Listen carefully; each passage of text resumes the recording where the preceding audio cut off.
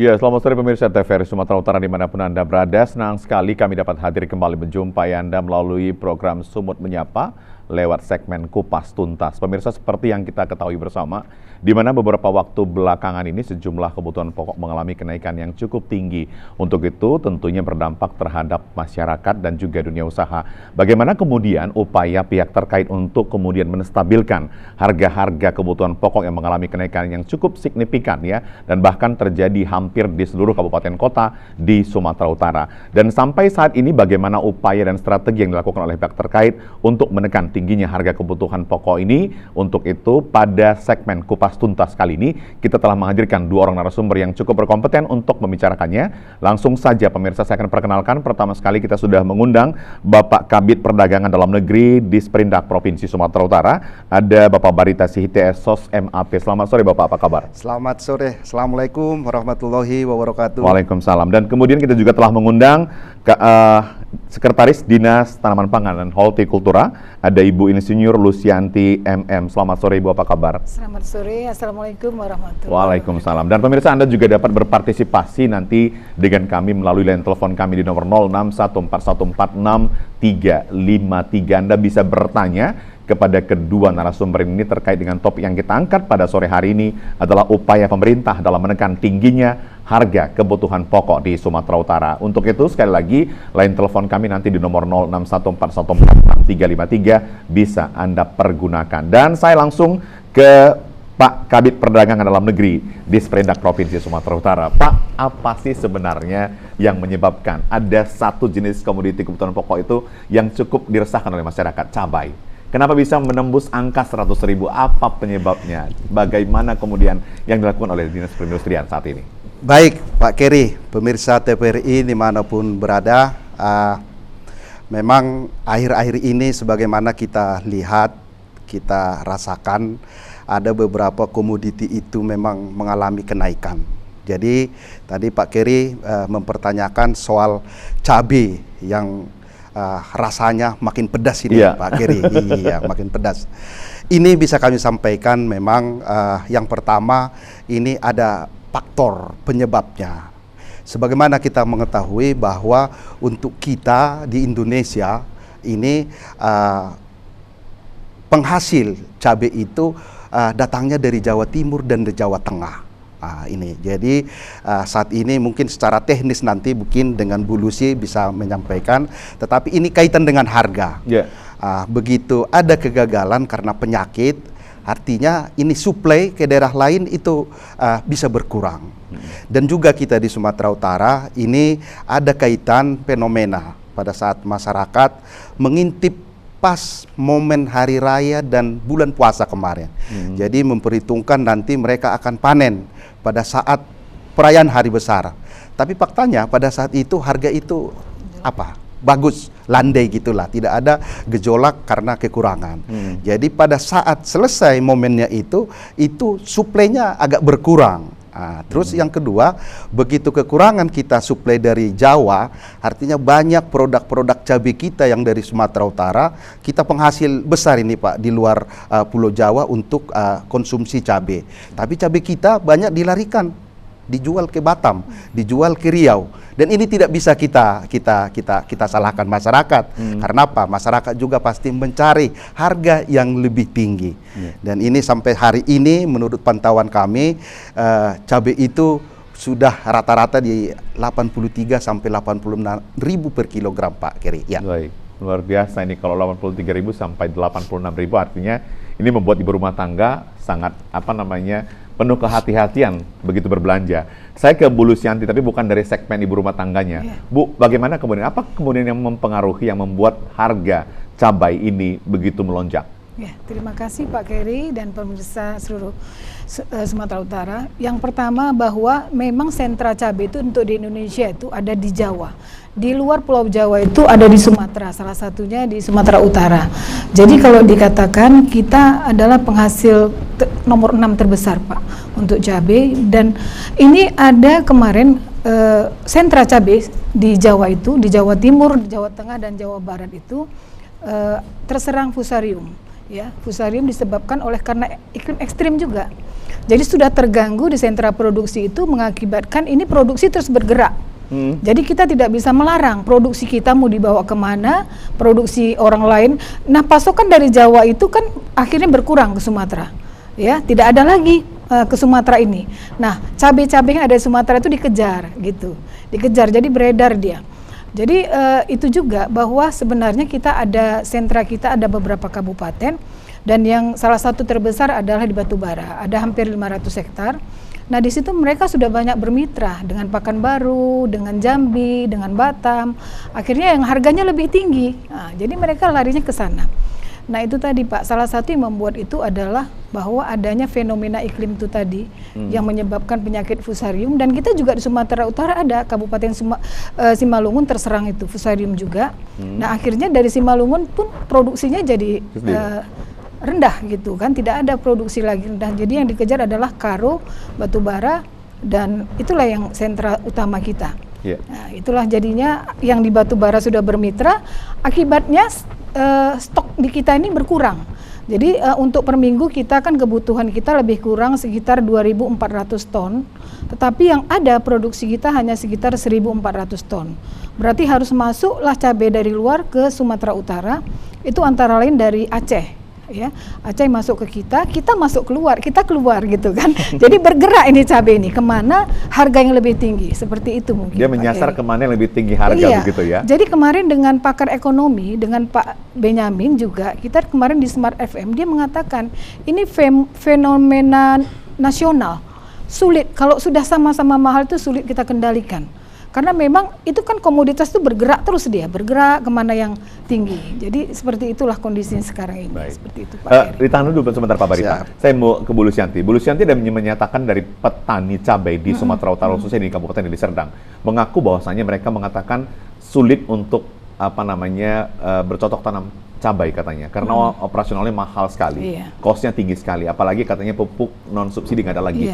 Benarkah demikian, itu juga penyebabnya mereka beralih ke tanaman lainnya? Iya, sebenarnya sekarang memang pupuk itu mahal Pak, jadi memang sekarang hampir 2 kali lipat kenaikannya, karena memang fosfat yang biasanya kita impor dari Cina sudah kita tidak ada lagi. Jadi akhirnya biaya produksi untuk menghasilkan pupuk itu menjadi mahal. Nah, ini juga yang membuat petani itu menambah biaya produksinya. Jadi memang kalau mereka mengatakan sebenarnya kelayakannya itu kalau kami 30.000 cabai itu dijual, baru merasa dinikmati lah. 30.000 per kilo gitu maksudnya kan. Tapi sekarang kita lihat fenomena yang pada bulan April kemarin, April sampai dengan awal Mei itu bahkan ada 10.000 Pak Barita ya. Nah, inilah kekecewaan mereka. Kenapa seperti bahkan inilah dia cabai-cabai yang justru pada awal Mei itu cabai hijau tuh harganya bisa mencapai 30.000. Nah, mereka memanen ini cabai hijau yang harusnya itu cabai itu dipanen di akhir Mei dan awal Juni. Jadi stoknya itu sudah diambil di cabai hijau di awal gitu. Karena pada saat itu cabai hijau tuh harganya tinggi gitu, Pak. Seperti itu. Baik, saya ke Pak Barita lagi. Pak Barita, kalau misalnya melihat daerah-daerah ini cukup tinggi sekali, bahkan tadi tembus di angka 80.000 saat ini, kemudian apa upaya, adakah kemudian otorisasi yang dimiliki oleh Dinas Perindustrian dan Perdagangan? Jadi untuk apanya tadi perlu kami informasikan, kami dari Disperindak Provinsi Sumatera Utara itu ada petugas kita Pak. Sebagai contoh untuk Medan itu ada 6 pasar yang kita selalu setiap hari kita monitoring untuk mengecek semua harga kebutuhan pokok. Dan kita juga bekerja sama dengan kabupaten kota di 33 kabupaten kota. Jadi mereka untuk langsung membagikan hasil monitoring di kabupaten kota ke kita untuk kita teruskan ke kementerian di Jakarta. Jadi atas pertanyaan Pak Keri tadi, untuk harga yang sekarang ini sangat tinggi, yang pertama sebenarnya kita sudah lakukan dulu langkah, artinya koordinasi Pak di tingkat provinsi dengan Bu Lucy, dengan Biro Perekonomian, dengan stakeholder yang terkait. Kita sudah melakukan rapat. Harusnya tadi sore juga ada juga ini pembahasan Pak tentang cabai ini yang tinggi ini. Tetapi salah satu seperti yang diutarakan oleh Bu Lucy tadi, memang harus ada langkah-langkah yang bisa sebagai apa namanya, pada saat nanti harga itu rendah, maunya ada kerjasama BUMD milik pemerintah baik di provinsi untuk menampung Pak. Iya, inilah mungkin salah satu solusi. Terus yang kedua ini juga perlu, ini saran kami nih dari Disperindak untuk mensosialisasikan kepada emak-emak untuk bisa menggunakan cabai itu dalam bentuk yang kering. Karena selama ini kita terlalu terbiasa dengan yang namanya cabai itu harus yang yang segar. Padahal pada saat musim dia katakanlah musim panen raya, artinya produksi itu kan banyak.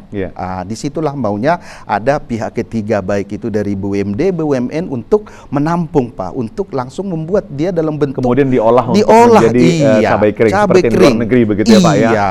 Jadi ini yang mungkin perlu kita sosialisasikan ke masyarakat, bagaimana masyarakat itu jangan lagi menyatakan bahwa yang namanya cabai itu harus yang ada bijinya, ada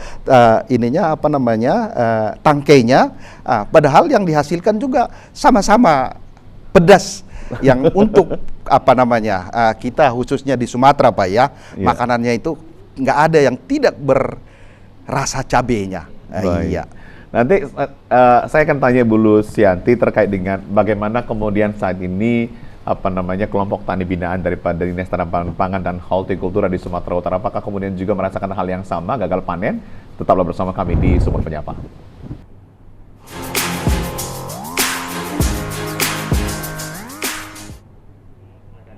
Ya, terima kasih pemirsa Anda kembali bersama kami di Sumur Menyapa pada segmen Kupas Tuntas. Saya ke Bu Lusianti. Bu Lusianti, kalau kita bicara tentang kelompok tani binaan daripada Dinas Tanaman Pangan dan Hortikultura, apakah kemudian juga keluhannya sama?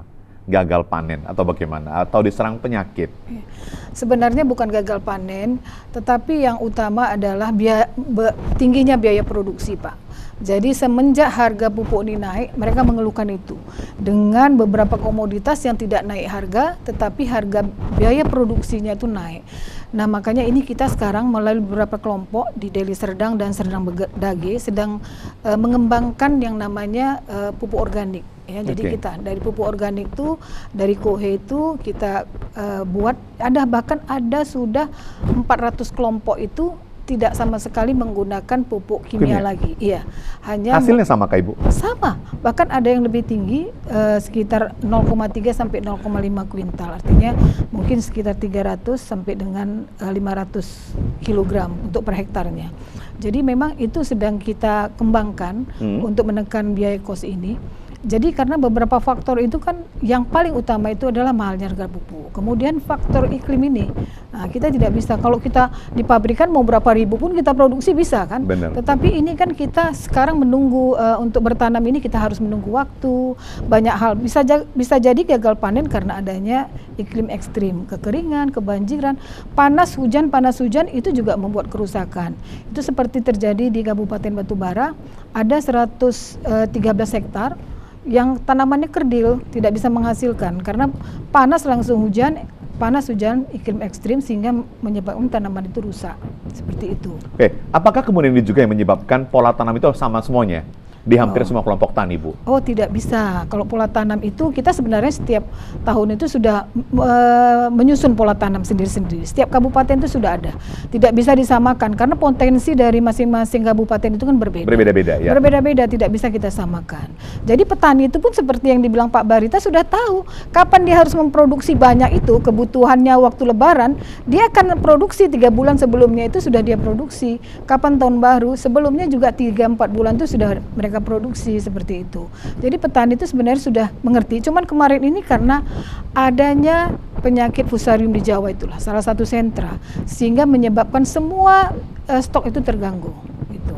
Oke. Seperti itu. Baik, Pak Barita, kalau kita bicara tentang bagaimana mengatasi solusi ini kan tentunya tidak semudah itu begitu. Tapi apa kemudian yang sudah dilakukan atau apa kemudian yang akan dilakukan oleh Dinas Perindustrian dan Perdagangan? Jadi begini Pak Keri, jadi kalau kami di Dinas Perindustrian dan Perdagangan persoalan harga mahal dan murah juga sama.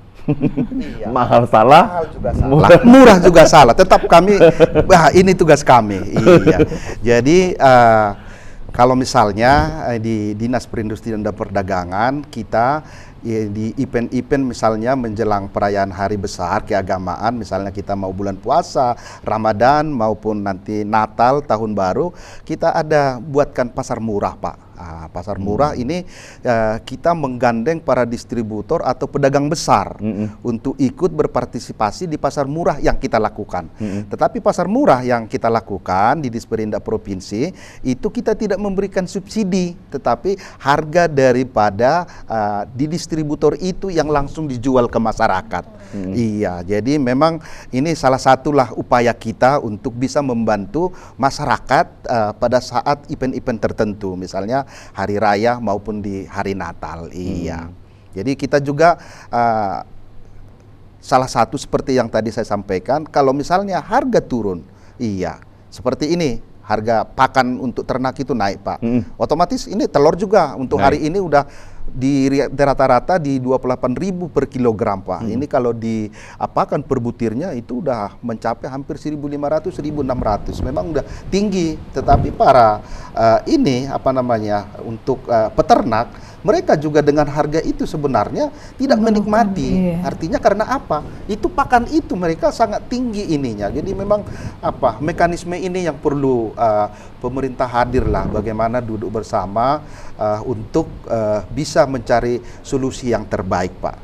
Jadi kami juga di Disperindak Provinsi ada mulai udah 2 tahun ini kami laksanakan, Pak, untuk memutus mata rantai ini dari masyarakat. Kami melaksanakan pasar lelang komoditas. Wow. Iya, salah satu ini apa namanya yang kita unggulkan di Kabupaten Tapanuli Utara. Ini cabai. Karena di Kabupaten Tapanuli Utara ada itu di Siborong-Borong itu udah ada sistem lelang, Pak, tentang cabai ini. Tapi karena fenomenanya, Pak, ini nasional, memang susah kita untuk mencari solusi. Karena itu tadi, Pak, kita tidak bisa menahan. Artinya kita ini udah sekarang dalam satu ruang kita semua, nggak ada lagi batasnya, Pak. Begitu mahal nanti cabai di Pekanbaru, malam udah berangkat mobil itu dari Medan untuk sampai pagi di Pekanbaru. Gitu, Ya, Pak Keri. Pak Barita, kalau misalnya begini, ada 33 kabupaten kota di Sumatera Utara. Nah, sekarang kan ini harga cabai, kita ambil harga cabai gitu ya. Mungkin rata-rata di atas 80.000, tapi ada satu daerah yang tembus di angka 110.000 begitu. Apa kemudian yang bisa dilakukan oleh Dinas Perindustrian dan Perdagangan? Bisakah mengintervensi? Artinya kalau pasar nggak bisa kita intervensi, Pak. Paling kita kerjasama. Artinya kita kerjasama dengan pedagang yang ada di sana untuk memasok dari daerah terdekat, Pak. Itu upaya kita. Jadi untuk hari ini, Pak, yang tertinggi itu untuk harga cabai itu yang tembus 100.000 di Palas dan Toba, Pak. Itu 100.000 dan yang terendah itu di tebing tinggi 68.000. Jadi itu tadi harga yang kita sampaikan itu adalah harga yang kita rilislah ke media rata-rata Sumatera Utara. Tetapi kita harga untuk setiap kabupaten kota itu kita punya data, Pak. Nah, itulah harganya tembus hari ini untuk 100.000. Nah, ke depan besok kita belum tahu ininya, Pak. Iya. Pak, memang bukan Dinas Perindustrian dan Perdagangan juga yang memprediksi harga, tapi kemudian dari data yang ada, ya, kemudian berapa lama lagi kemudian harga cabainya bisa di atas di 50.000, Pak Barita? Ini masyarakat pengen tahu juga begitu. Kalau melihat kondisi yang ada, fenomena yang terjadi ini. Karena pasar itu, Pak, ini kan bagaimana kita tidak bisa memastikan begitu ya. Yang mungkin bisa menjawab ini Bulusi nih. Iya, Bulusi. Bagaimana nanti kondisi pola tanam kita lah. Kita bicara Sumatera Utara. Baik. Iya. Terus dengan pola tanam Bulusi, bagaimana kemudian menjawab kekhawatiran masyarakat ini? Ya, masih lamakah masyarakat ini harus terus deg-degan atau bagaimana gitu? Ya sekarang kalau melihat dengan harga cabai segini nih, petani itu bahkan di pembibitan di Karo itu udah habis semua bibit. Habis semua sudah ditanam pembibitannya. Nah, ini kalau ditanam sekarang pada bulan Juni ini, tentu akan September baru panen rayanya. Tetapi kita kan tadi seperti saya katakan tadi, ini komoditas bergerak. Bisa datang bahwa cabai yang dari hadir di Sumatera Utara itu berasal dari Aceh, bisa jadi seperti itu. Jadi kita nggak bisa memastikan harga di sekarang seperti yang dibilang Pak Barita, tetapi mungkin kami prediksi ya mungkin ada. Kalau melihat musim panen kita ini masih lama gitu. Masih lama ya? Masih lama. Jadi mungkin cabai yang dari luar lah yang hadir di Sumatera Utara. Dan ada juga sebagian masih ada panen tetapi tidak terlalu banyak. Baik. Ya panen-panen kecil lah seperti itu. Panen rayanya nanti di bulan 9. Baik. Oke, Pak Barita, kalau kita bicara tentang selain cabai, banyak juga memang komoditas-komoditas lainnya juga mengalami kenaikan harga menurut informasi yang beredar begitu. Apakah ini kemudian juga menjadi pantauan daripada Dinas Perindustrian dan Perdagangan? Iya. Atau betul. hanya fokusnya kepada cabai aja? Oh, tidak. Karena memang cabai yang ada di atas ini viralnya. Iya, karena kebetulan harga cabai ini sekarang yang jauh di atas rata-rata itu yang menjadi pembicaraan lah di masyarakat. Tetapi kami dari Disperindak itu memantau itu kebutuhan pokok semuanya kita pantau Pak. Iya, iya. Jadi kalau kemarin beberapa waktu yang lalu kita kan membahas, mungkin di TPRI juga kita membahas tentang minyak goreng. Iya, jadi minyak goreng dengan sistem yang udah dibangun oleh pemerintah sekarang, artinya walaupun belum pas di angka yang dibuat oleh regulasi di angka 14.000 per liter, tetapi sudah mendekati lah. Mungkin dalam beberapa waktu ke depan nanti, artinya mungkin akan menyentuh angka itu. Karena ini lembaga-lembaga pemerintah yang lain juga sudah melakukan kajian dan koordinasi yang bagus lah. Iya, iya. Oke, Bu Lucianti, adakah upaya daripada Dinas Tanaman Pangan dan Hortikultura nanti untuk kemudian mengembangkan lahan pertanian untuk cabai begitu Ibu? Ya, kalau untuk tahun ini? Ya, kalau kita tetap optimis, ada bantuan juga kita dari APBD kita dan APBN ada 220 hektar, itu mungkin itu segera tanam Pak.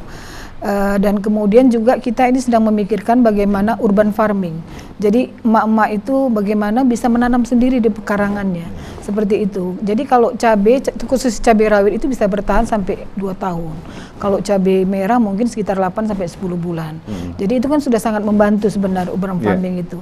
Kemudian apa yang seperti disampaikan Pak Barita, cabai kering itu sebenarnya juga menjadi pemikiran kita. Karena kalau cabai kering ini sebenarnya kalau bisa dimanfaatkan bukan hanya untuk cabai bubuk, tetapi kalau dia cabai kering itu kita masukkan ke air, dia sudah mengembang lagi seperti cabai sama, cuman tidak segar cabai segar, cuman rasanya apakah berkurang Ibu? Rasanya semakin pedas justru. Kalau cabai kering itu rasanya semakin pedas dibanding dengan cabai yang segar. Tapi kenapa usahawan kita nggak memulai itu Ibu? Justru misalnya kalau kita lihat India, mereka lah yang mengekspor ke luar negeri begitu. Ya mungkin ini nanti dengan Pak Barita tugas kita bersama lah ini, tugas kita diskusikan mensosialisasikan itu ke masyarakat. seperti itu. Oke, Bu Lucy, kalau kita bicara tentang apa strategi yang dilakukan oleh Dinas Tanaman Pangan dan Hortikultura juga, misalnya untuk mengajak ibu-ibu ini. Dulu kan memang ada PPL yang ada di kantor kecamatan atau di kelurahan, kemudian nanti mereka mensosialisasikan kepada ibu-ibu rumah tangga untuk bagaimana kemudian memanfaatkan lahan pekarangan yang kecil atau misalnya memanfaatkan halaman rumah begitu. Adakah upaya itu juga nanti dilakukan ke depan ini supaya mengatasi fenomena-fenomena yang akan terjadi seperti ini? Ya, sebenarnya sudah program itu ada namanya P2L ya kan. Cuman kalau kita berharap dari pemerintah itu tidak bisa banyak membantu. Artinya program pemerintah itu hanya mengcover mungkin sekitar 3-4% saja dari kebutuhan masyarakat. Yang ianya kita harus menggerakkan masyarakat, menyadarkan masyarakat bagaimana memanfaatkan lahan pekarangan itu sendiri.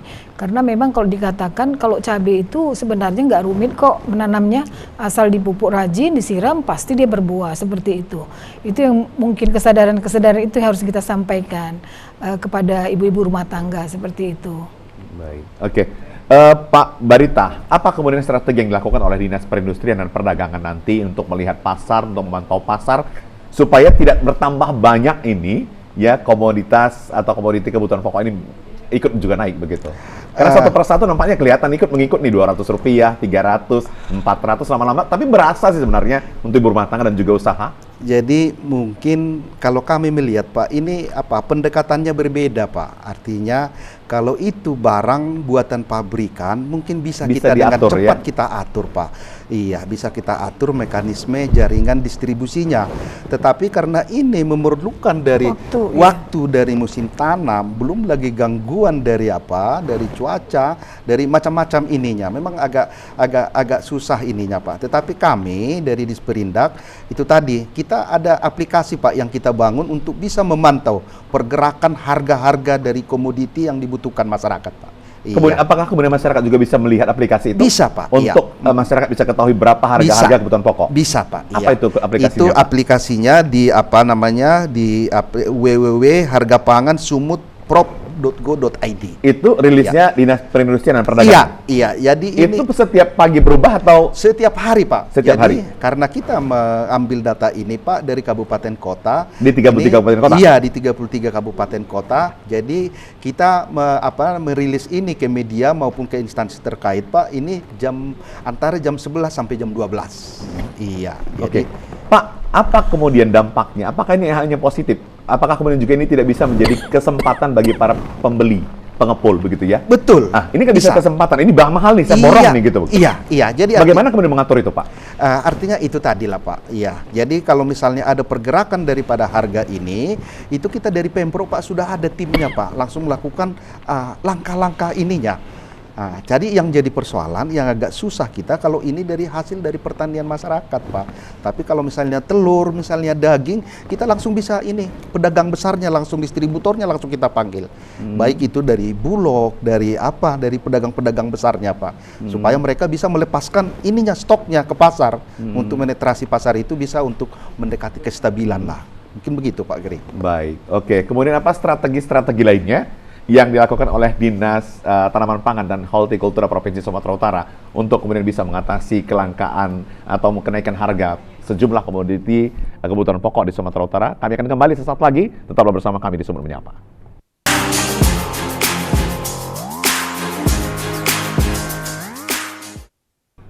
Terima kasih pemirsa, Anda masih menyaksikan Sumut Menyapa dalam segmen Kupas Tuntas. Saya ke Bu Lusiantini. Bu Lusiantini, kalau kita bicara tentang kenaikan harga cabai ini kan tentunya ini menjadi pukulan juga sih sebenarnya ya, beban bagi masyarakat begitu. Tapi kemudian apa ini yang menjadi program-program berikutnya oleh Dinas Tanaman Pangan dan Hortikultura begitu, strategi yang dilakukan supaya nanti memang kita bisa tidak lagi ketemu dengan fenomena yang seperti ini? Ya, terima kasih. Jadi yang pertama, kenaikan harga itu banyak penyebabnya. Yang pertama mungkin karena fenomena alam, ya. Yang kedua karena distribusi macet, itu juga bisa naik harga. Yang ketiga karena mahalnya biaya produksi. Nah, kalau kita katakan fenomena alam ini memang susah, Pak, kita kendalikan. Karena itu datang kebanjiran, kekeringan, itu kan yang kuasa yang punya ini ya. Jadi yang kedua itu mahalnya biaya produksi. Biaya produksi itu tadi cost-nya itu kan salah satunya dari pupuk, ya, jadi pupuk. Jadi kita ini makanya sekarang ini sedang beberapa program termasuk Demprot kita juga itu kita kembangkan pupuk organik supaya petani itu bisa melihat bagaimana sebenarnya pupuk organik ini. Nah, sebenarnya mungkin petani belum tahu sebenarnya. Bahkan dari kita sudah zero waste, artinya sebenarnya dari pertanian itu tidak ada yang terbuang. Dari daun, dari kotoran hewannya, ya bahkan dari dapur juga bisa dibuat pupuk organik. Seperti itu. Jadi kita ini sekarang ada beberapa demplot kami ya di penyuluhan kami itu membuat beberapa demplot itu semuanya organik. Jadi bagaimana untuk menekan cost ini? Kita nggak mungkin bertahan dengan harga pupuk yang begitu mahal. Karena pupuk ini pengaruhnya ini hampir besar, ya? Hampir 20% dari biaya produksi. Jadi itulah yang mau kita tekan dengan mengembangkan pupuk organik itu. Mungkin seperti itu, Pak. Ya. Kalau kita bicara tentang pengawasan distribusi, nanti dua-dua menjawab begitu ya, Pak Barita juga, Ibu Lusianti juga. Pengawasan distribusi ketika harga semelambung ini, bisakah kemudian pemerintah mengatur pengawasan distribusinya? Tidak boleh keluar cabai kita begitu. Bisa duluan? Silakan yang mana aja. Jadi begini Pak Kiri. Kan ini menjadi pertanyaan masyarakat juga ini, Pak. Kenapa pemerintah nggak menyetop? Kenapa dia mencari titik yang besar gitu loh? Kenapa dia mencari sinyal yang mahal gitu? Jadi di awal tadi mungkin kami sepakat sama tadi memberikan statement dengan Bu Lucy bahwa pasar itu tidak bisa kita kendalikan, Pak. Artinya masyarakat itu ya seperti yang itu, kita hanya menghimbau mungkin seperti musim tanam tadi. Tapi masyarakat juga punya hitung-hitungannya. Punya hitung-hitungan tanam cabai 6 bulan nanti panen. Makanya mundur dia dari hari-hari perayaan keagamaan yang besar, misalnya Lebaran. Dimundur dia 6 bulan, nanti harapannya pas di Lebaran itu harganya akan baik.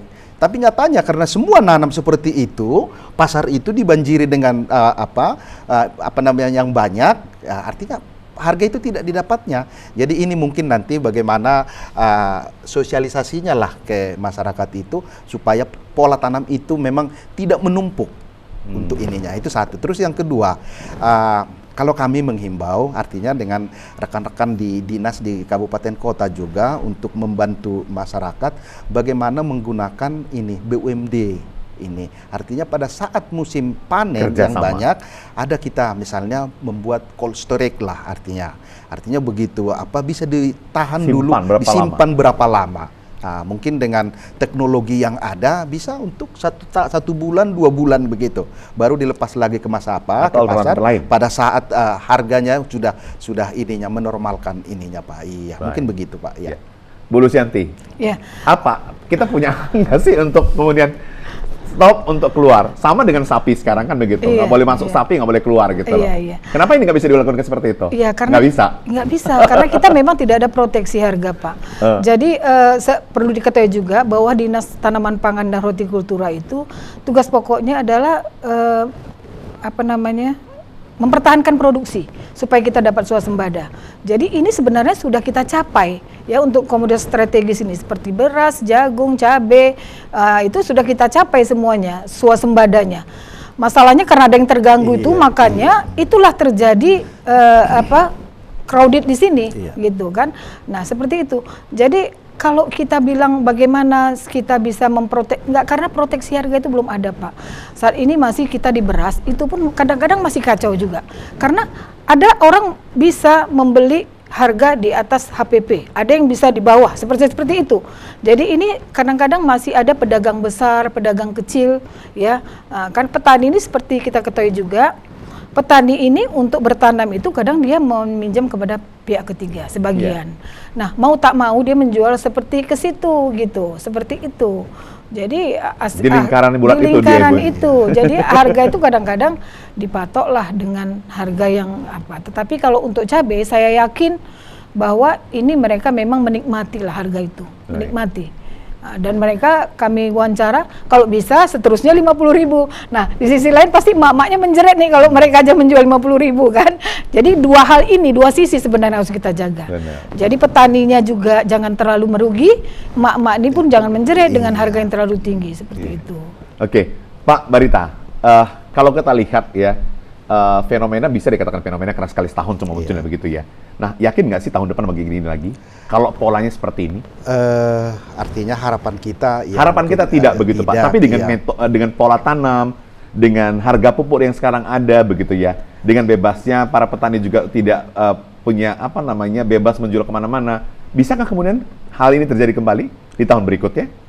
Iya, seperti itu. Harapan kita mungkin inilah yang terakhir lah. Iya. Yang terakhir begitu ya Pak. Iya, tetapi seperti yang pertanyaan Pak Keri tadi, misalnya contoh, misalnya kayak sekarang sapi yang dibatasi tadi, itu pun pembatasannya Pak, karena memang ada karena penyakit kuku dan mulut PMK, ini Pak, PMK ini. Itu. Tapi kan pemerintah punya kebijakan Pak, bisa kan begitu? Karena mengatasi penyakit begitu Pak ya? Iya, untuk penyebaran, makanya tapi ini disekat. Kan bukankah ini juga menyelamatkan masyarakat begitu? Iya, salah satunya Ini kan menyelamatkan masyarakat juga dari segi ekonomi begitu? Iya, tapi masyarakat itu sekarang dengan era global ini Pak, dia hari ini misalnya di Pekanbaru, misalnya harga cabai udah mendekati sini ya. Dari sini bisa langsung action Pak, udah ada penampung langsung dari sana kirim dari sini. Langsung ya Pak, langsung itunya. Jadi itu tadi kalau dulu pun waktu masih ada katakanlah ada pengawasan di Jembatan Timbang Bu ya. Iya, itu pun hanya sekedar laporan aja Pak. Tapi kalau nyuruh balik nggak bisa. Tapi tahu kita misalnya produk cabai kita dari Sumatera Utara itu ada yang dikirim ke Riau, ke Sumatera Barat dengan jumlah sekian. Tapi kalau untuk memulangkan itu sebenarnya nggak bisa Pak. Itulah. Jadi kalau kita melihat ini bagaimana kita memberikan sosialisasi yang bagus lah kepada petaninya Pak. Iya, supaya saya menarik juga tadi kalau Pak Barita katakan bagaimana kemudian kalau kita buat alternatif begitu ya. Kalau hari ini musim panen cabai misalnya dengan besar-besaran, kemudian bagaimana supaya tidak membusuk kemudian ada cold storage gitu ya, atau alternatif lain. Adakah kemudian hal ini sudah disoundingkan sebelumnya atau hanya angan-angan aja begitu atau hanya sounding begitu aja? Iya, paling tidak kalau kita udah berhayal Pak, ini kan sudah ada berhayal kan kemudian harus disampaikan juga kepada pihak terkait begitu. Iya, kita sudah beberapa kali duduk mungkin bersama. Ngomong sama Pak Setda Perekonomian kan gitu ya. Ini akan kita sampaikan nanti Pak. Iya, kita sampaikan. Karena menarik juga, ini sebuah pikiran yang menarik, kemudian juga bisa menghasilkan besar, kemudian menambah lowongan pekerjaan juga ini BUMD menambah ini karyawan begitu, tenaga kerja begitu. Oke. Bu Lusianti, kemudian kalau kita bicara tentang supaya tidak terjadi fenomena ini setiap tahun begitu Bu, apa kira-kira yang perlu disikapi oleh masyarakat kemudian pemerintah khususnya begitu? Yang pertama mungkin menjaga pola tanam Pak, menjaga pola tanam. Kemudian yang kedua, iklim ekstrim itu kan sebenarnya berasal dari kita juga. Iklim ekstrim itu karena pelestarian lingkungannya, penggunaan pupuk yang berlebih juga akan menimbulkan efek gas rumah kaca yang akibatnya terjadilah kekeringan dan sebagainya itu. Jadi pelestarian lingkungan itu penting Pak. Jadi pola tanam dan juga pelestarian lingkungan itu penting. Dan kami sebenarnya setiap minggu itu memantau Pak. Jadi ada namanya Posimpul Koordinasi. Jadi itu mulai dari tingkat desa, tingkat kecamatan, kabupaten sampai provinsi. Itu setiap bulan ya, setiap bulan sekali itu tetap. Jadi kita mendapatkan masukan berapa sebenarnya tanam, seluruh komoditas itu, kemudian berapa panen, berapa harga kami peroleh di rapat itu. Jadi sebenarnya cerita ini sebenarnya mahal-mahalnya ini sudah agak lama, cuman memang susah dikendalikan. Bergerak sendiri dia, bergerak kemana yang mahal itu, itulah dia lari ke sana. Ya petani kan otomatis kan mencari harus yang terbaik seperti itu gitu. Namanya sekali setahun begitu ya Bu. Iya. Oke Bu, tapi sulit nggak sih untuk merubah paradigma atau pola pikir masyarakat untuk beralih ke pupuk non kimia begitu? Karena sampai sekarang kenapa masyarakat lebih yakin dengan pupuk kimia ini? Karena lebih cepat perkembangannya, lebih terjaga dari hama dibandingkan dengan yang menggunakan pupuk organik begitu. Yeah. Bagaimana merubah pola pikir Memang ini? kalau pupuk kimia ini dia efeknya seketika ya, tetapi perlu diperhatikan penggunaan pupuk kimia yang terus-menerus akan mempengaruhi struktur kesuburan tanah. Tanah akan menjadi keras dan sebagainya. Nah, sekarang sebenarnya perlu pemahaman, meyakinkan petani. Makanya kita ada beberapa demplot, ada namanya kegiatan kita di penyuluhan itu, kita ada 400 kelompok. Wow. 420 kelompok. Itu semuanya menggunakan organik di Kabupaten Deli Serdang dan Serdang Bedagai. Bahkan ini sudah tahun ketiga. Nah, jadi itulah kita setelah ini berkembang kita pindah ke lokasi lainnya seperti itu. Jadi kalau Serge itu bahkan sekarang sudah banyak. Itu namanya beras sehat Pak. Itu organik itu. Jadi seperti itu kalau Deli Serdang Serge sudah banyak yang organik. Bukankah nanti kemudian kalau misalnya masyarakat menggunakan pupuk non kimia, harga cabai semakin mahal juga Bu Lusianti? Ya. Kalau non kimia, maksudnya organik kan? Iya, organik begitu. Nah, ini kan kalau organik jauh lebih murah, Pak. Dia biaya produksi jauh lebih murah. Tapi hasilnya kan dijual kan karena ini kan tidak berbahan kimia begitu. Akhirnya dijual lebih mahal lagi begitu. Iya. Bukan, tidak. Tetap harganya tetap sama. Tetap sama begitu. Kalau untuk beras memang ada selisih harga sekitar 300 sampai 500 rupiah per kilo lebih mahal. Ya, tetapi saya yakin kalau untuk cabai, untuk tahap pertama mungkin kita tidak bisa langsung merubah, Pak. Tetap kita sandingkan ada pupuk. berapa persen aja mungkin dikurangi begitu Ibu ya? Iya. Seperti itu. Ada beberapa persen pengurangannya. Baik, ini waktu kita tinggal beberapa menit saja. Mungkin Pak Barita, apa yang harus kita sikapi bersama? Khususnya nanti kemudian harapan Pak Barita juga dari Dinas Perindustrian dan Perdagangan Provinsi Sumatera Utara supaya pemerintah juga bisa ikut mengendalikan khususnya TPID ini Pak. Tim pengendali inflasi daerah itu. Tim pengendali itu. Yang pertama ini ke masyarakat dulu, ya masyarakat bagaimana kita bisa merubah kebiasaan lah dari penggunaan cabai yang segar kepada cabai yang sudah dikeringkan. Mungkin ini salah satu solusi lah. Terus yang kedua, ini kalau dari pemerintah, bagaimana pemerintah bisa untuk membangun cold storage itu di sentra-sentra penghasil cabai di Provinsi Sumatera Utara. Tadi Bu Lucy sudah menjelaskan tadi ada beberapa kabupaten. Jadi kalau memang bisa, itu nanti adalah cold storage di sana yang bisa menampung, bisa menyimpan dalam beberapa waktu ke depannya sampai untuk menjaga kestabilan harga maupun stok yang ada di pasar. Mungkin itu statement terakhirnya Pak. Baik. Ya. Kalau dari Bu Lusianti, masih ada waktu kita sekitar 2 menit lagi, bisa disampaikan apa yang mungkin yang harus kita lakukan dari sekarang untuk mengantisipasi supaya fenomena ini jangan terjadi, kalau bisa jangan terjadi begitu Ibu, karena kasihan juga masyarakat kan begitu. Kembali lagi seperti tadi yang sampaikan Pak Barita bahwa kita yang sekarang ini kan yang dampaknya ini ke ibu-ibu rumah tangga ini kan terlalu mahal untuk harga cabai. Sebaiknya urban farming Pak. Urban farming. Iya, pemanfaatan lahan pekarangan itu. Jadi kalau harga mahal dia nggak keberatan karena bisa memetik sendiri di halamannya. Di pot juga bisa, bukan hanya di tanah. Di tanaman pot juga bisa untuk urban farming itu saya kira. Itu mungkin Pak. Ada lagi mau disampaikan Pak Barita? Cukup. Ya. Bu Lusianti cukup? Cukup. Baik, pemirsa ya, sekian dulu perbincangan kami di Sumut Menyapa dalam segmen Kupas Tuntas terkait dengan bagaimana kemudian upaya pemerintah dalam menekan tingginya harga kebutuhan pokok. Ada tips, masukan juga dari Pak Barita selaku Kabid Perdagangan Dalam Negeri Disperindak Provinsi Sumatera Utara, mengedukasi masyarakat, mengajak masyarakat bagaimana kemudian ketika tidak hanya menggunakan cabai segar tapi juga bisa mengolah cabai segar menjadi cabai kering sehingga ketika harga cabai tidak tinggi bisa menggunakan cabai kering. Kemudian juga ada tadi masukan dari Pak Barita juga, pemerintah mengadakan cold storage ya, BUMDK dan sebagainya. Kemudian satu yang penting juga ini dari Bu Lusianti ini dari Sekretaris Dinas Tanaman Pangan dan Hortikultura, bagaimana kemudian ibu-ibu ini urban farming, bagaimana kemudian memanfaatkan lahan pekarangan yang sempit, kemudian juga ini bisa mengatasi kelangkaan cabai, kenaikan harga cabai dan sebagainya. Mudah-mudahan kita berharap supaya nanti pola tanam ini bisa membuat tidak terjadi fenomena tingginya harga komoditi khususnya cabai seperti sekarang ini. Kita berharap supaya ini memang cepat berlalu ya, karena memang ini sangat mengganggu perekonomian masyarakat. Demikian Sumut Menyapa kali ini pada segmen Kupas Tuntas. Selamat sore, sampai jumpa.